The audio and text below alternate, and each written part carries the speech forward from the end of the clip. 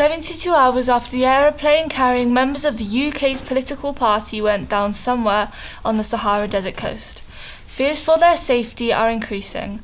The MPs, each one from a major political party, were returning from a conference and are presumed to be stranded in hostile climates. Rescue efforts are underway to try and locate them.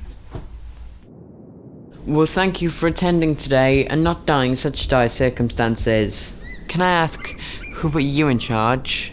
Well, as you're merely a backbencher and I sit behind the Prime Minister's left ear, I believe this makes me perfectly qualified to lead. Once again, the Spot Party has overlooked the fact to suit himself, and has neglected to mention that I sit next to him behind the Prime Minister's right ear, making myself equally qualified to run this meeting.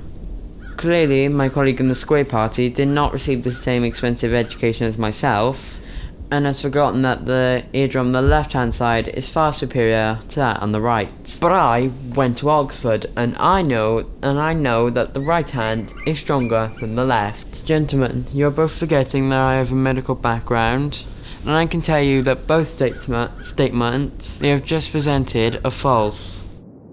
I put it to you both. You're using this power struggle to deflect away from the major issues in the meeting, that being food rationing, discovery of water and adequate shelter building.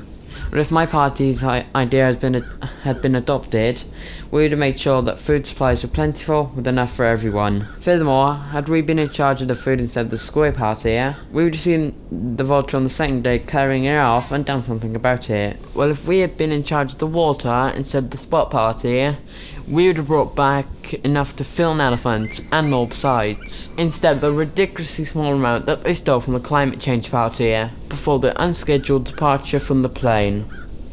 And life. Well, maybe if my colleague in the Strike Party didn't tell the Climate Change Party that the outside door was the door to the toilet, we wouldn't have been in this mess. There's an unfounded fabrication of the truth with no supporting evidence. Besides, it was annoying. And for the record, my party's policies have always been more money for schools, more money for the NHS, and parachutes for every airline passenger. I believe that my colleague in the Strike Party is merely avoiding the issue that plagues us. That is the lack of shelter that his party was responsible for building. Gentlemen, I can say that my party has built 3 shelters on time and within budget. Oh, well that's very good, I suppose. Yes, that is acceptable. Which one is mine? Oh, none of them. They're all mine. What?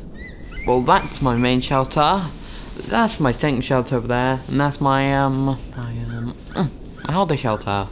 This is typical of the Strike Party to neglect the homeless situation. Whereas neither of you contributed anything to the economy, having failed to manage your food and water situation, we do not believe you eligible for a home under the new current guidelines. However, we have built your accommodation that is more than deserving of your disposition. Now, gentlemen, if you don't mind, I'm off to my holiday shelter.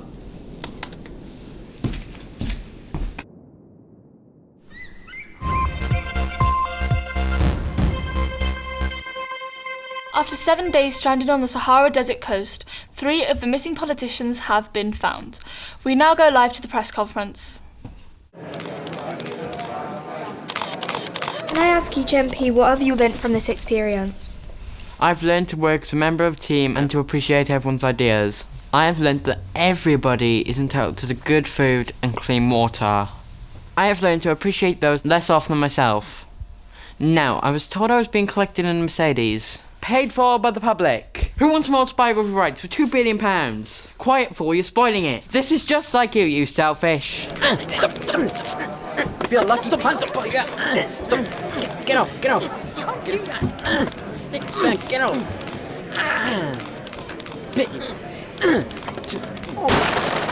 Big fan, bite you then. Come on, take it fair.